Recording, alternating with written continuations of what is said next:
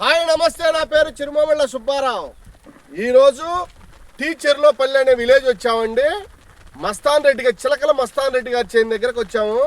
ఈయన బిబో seed company వారి 2 రకాల ఇత్తనాలు వేసాడండి. బిబో 9 ఒకటి, చైత్ర ఒకటి. ఇది బిబో 9 అంట.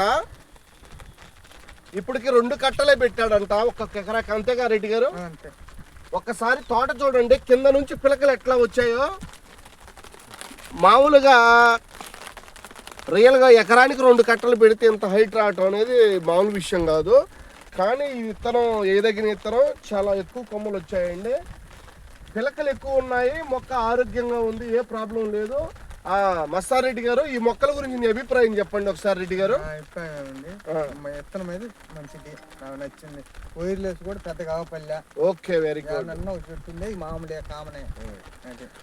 ఇది బిబో సీడ్ కంపెనీ వారి గుంటూరు చౌట్రెడ్డి గారు ఇచ్చిన విత్తనం అండి. ఇది దీని ఆర్ఎంఎస్ శ్రీనివాస్ రెడ్డి గారు చెప్పిన లెక్క ప్రకారం మొక్కలు వేసినాక ఈ మొక్క ఎట్లా పెరిగిద్ది అప్పుడు చూడండి అన్నారు. ఆయన చెప్పినట్టుగానే ఇప్పుడు ప్రజెంట్ మొక్క చాలా ఆరోగ్యంగా, ఎక్కువ పిలకలు వచ్చినాయి.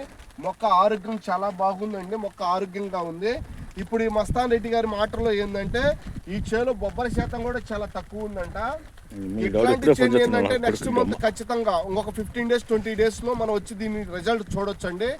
ఖచ్చితంగా ప్రతి ఒక్క రైతు మీరు చేయాల్సిందంటే బిబో సీడ్ కంపెనీ వారిది బిబో 9 కానీ చైత్ర కానీ కంపల్సరీగా వేసుకుంటే రైతు అని ఆయన నష్టపోడండి. ఇది మేము ఈ రకంగా వర్షం పడ్డా కూడా ఈ ఊరు దాదాపు 200 కిలోమీటర్లు వచ్చి ఈ ఫీల్డ్ చూస్తున్నామండి. ప్రతి ఒక్క రైతు బిబో సీడ్ వారి చైత్ర కానీ